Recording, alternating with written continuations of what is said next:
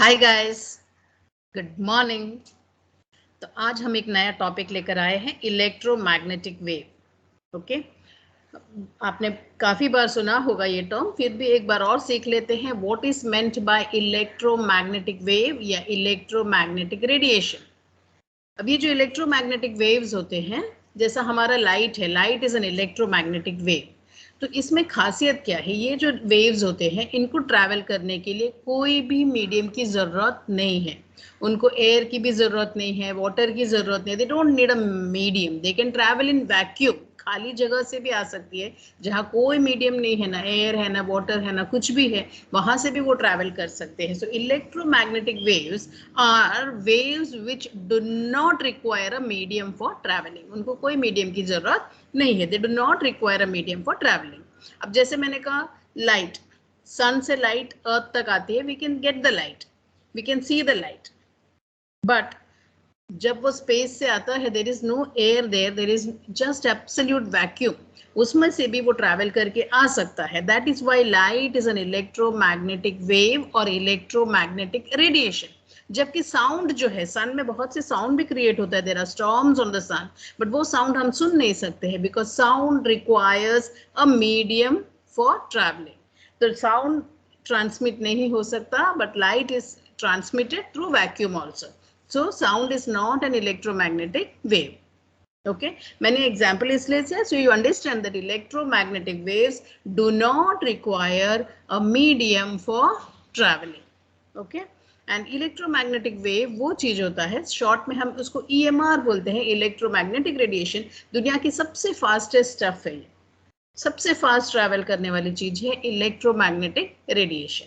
And इनका speed जो है, speed is shown as c, and c is equal to, it small letter c, it is 3 into 10⁸ metre per second. 3 into, आप सोच सकते हैं कितना fast, 10⁸, 8 zeros after 10, so you can not 8 zeros after 10, no, 8 zeros after 1. So when you get 3 into 10⁸ meter per second, that is the speed of light और any electromagnetic wave. तो ऐसा नहीं है कि लाइट, अगर आप बोले एक्सरे, एक्सरे का भी स्पीड वही है, 3 into 10⁸ मीटर पर सेकेंड।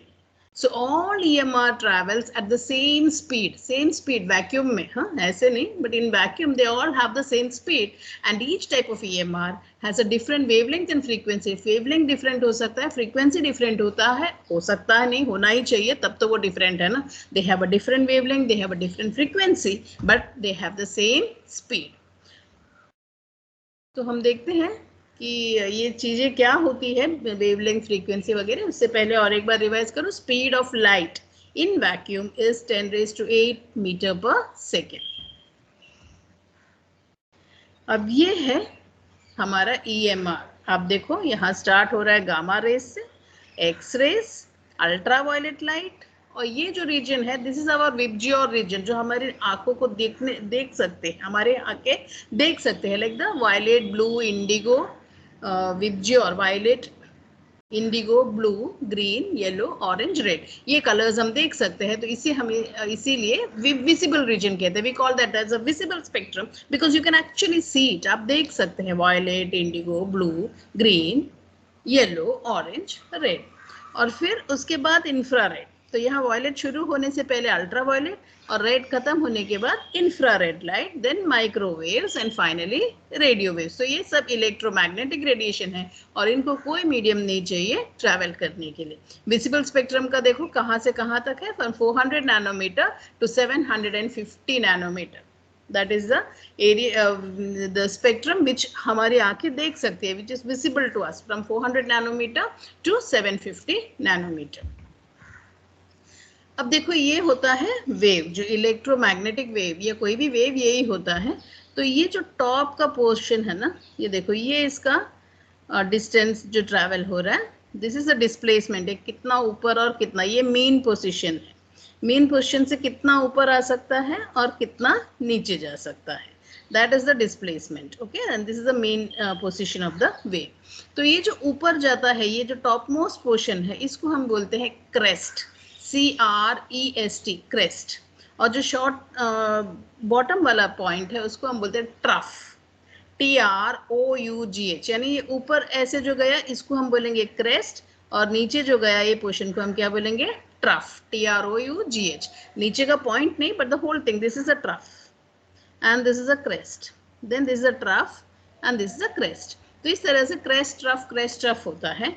और दो क्रेस्ट का टॉप पॉइंट्स या जो ट्रफ का बॉटम पॉइंट्स को हम जब ज्वाइन करेंगे वो डिस्टेंस को हम बोलते हैं वेवलेंथ।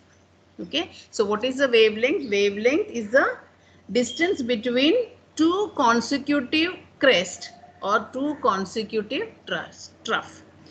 Consecutive means बगल बगल वाला। So दो consecutive crest, इसको हम crest बोलते हैं, दो consecutive crest के बीच में जो distance है या जो दो consecutive trough के बीच में जो distance है उसको हम बोलते हैं wavelength, और उसका symbol है lambda. This is Greek alphabet lambda. Okay, lambda. तो समझ में आ गया, the distance between two consecutive crest और the distance between two consecutive trough is known as lambda और द वेवलेंथ। ओके, और ये मेन पोजीशन से जितना हाइट है उसका, ये देखो यहाँ पे जितना हाइट है इसको हम बोलते हैं एम्पलीट्यूड। कैपिटल ए में लिख सकते हैं amplitude. Amplitude is the distance, the height of the wave from the main point. The height is known as the amplitude. Yeah, displacement from the main position is known as the amplitude. Okay. अब देखो different types of waves हैं और उनका length देखो, किसी का wave बड़ा, wavelength ज़्यादा है। ये देखो इसका वेवलेंथ काफ़ी बड़ा है, एक क्रेस्ट से दूसरा क्रेस्ट का डिफरेंस काफ़ी ज़्यादा है। If you look at this, इसका काफ़ी कम है। So they will have different wavelength. Okay, they will have different wavelength. Okay, तो अब हम क्या करते हैं, 1 सेंटीमीटर में कितना वेव्स आते हैं हम मेजर कर सकते हैं। How many waves are coming in 1 centimetre, उसको हम बोलते हैं वेव नंबर। क्या बोलते हैं, wave number. So number of wavelengths per unit length, unit length हम सेंटीमीटर में यूजुअली मेजर करते हैं। सो पर सेंटीमीटर, 1 सेंटीमीटर में कितना वेवलेंथ्स आ गया, कितना लैम्बडा आ गया 1 सेंटीमीटर में, that is known as wave number. तो उसको हम रिप्रेजेंट ऐसे करते हैं, न्यू बार, इसको ये अल्फाबेट को न्यू बोलते हैं, उसके ऊपर लाइन है इसलिए new bar, and new bar is 1 upon lambda.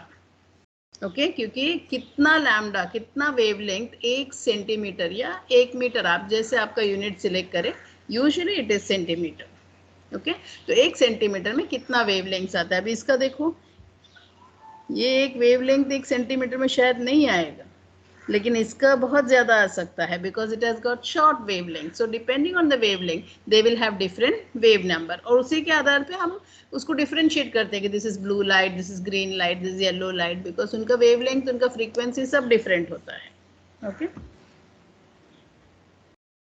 So it is represented by centimetre inverse या पर सेंटीमीटर, नंबर ऑफ वेवलेंथ्स पर सेंटीमीटर, इसीलिए सेंटीमीटर लिखा। Okay, या नंबर ऑफ वेव्स पर centimetre, wavelength should be easier. उसके बाद हम टर्म जो यूज करते हैं उसको बोलते हैं फ्रीक्वेंसी। अब ये देखो, ये बहुत शॉर्ट लेंथ का वेव है, ये लॉन्ग वेवलेंथ वाला वेव है। सो जिसका शॉर्ट होता है उसका फ्रीक्वेंसी बहुत हाई होता है, और जिसका लॉन्ग होता है उसका फ्रीक्वेंसी बहुत लो होता है। So frequency and wavelength are inversely related, क्योंकि क्या होता है फ्रीक्वेंसी कि मैं काउंट करती हूँ ये पॉइंट से कितना वेव्स 1 सेकेंड में जाता है, 1 सेकेंड में कितने वेव्स, तो जितना कम वेवलेंथ उतना वेव्स वहाँ से, क्योंकि wave means 1 crest plus 1 trough, ये एक वेव है। तो एक पॉइंट से कितना वेव्स जाएगा 1 सेकेंड में, that is frequency. How many waves will go through that point in 1 second, तो दैट इज फ्रीक्वेंसी। तो जितना शॉर्ट वेवलेंथ होगा ज़्यादा वेव्स जाएंगे, तो that is Y short wavelength high frequency, long wavelength low frequency. क्योंकि आप देखो 1 सेकेंड में, क्योंकि 1 सेकेंड में यहाँ से जब जाना है ये बहुत ज़्यादा डिस्टेंस है, वेवलेंथ बहुत हाई है, सो बहुत कम वेव्स ट्रैवल करेंगे, जबकि यहाँ पे 1 सेकेंड में बहुत सारा वेव्स ट्रैवल करेंगे, क्योंकि एक वेव यानी एक क्रेस्ट और एक ट्रफ मिलके होता है। तो कितना वेव्स ट्रैवल करता है 1 सेकेंड में, that is frequency. Okay, frequency, और उसको रिप्रेजेंट करते हैं new, the alphabet is new. Okay, this is a Greek alphabet new. So number of waves that pass a given point in 1 second, number of waves that pass a given point in 1 second, और इसको represent करते हैं, इसका जो units है that is hertz, HZ, वो scientist का नाम है hertz. Yeah, you can even write per second, second inverse, S inverse or hertz. Then finally we will also learn speed का जो formula है, speed is equal to frequency into wavelength. Frequency हम जानते हैं nu है, wavelength we know is lambda, so speed is equal to frequency into wavelength. Frequency into wavelength. That is it. That's all you need to know about electromagnetic waves. Thank you very much. Bye.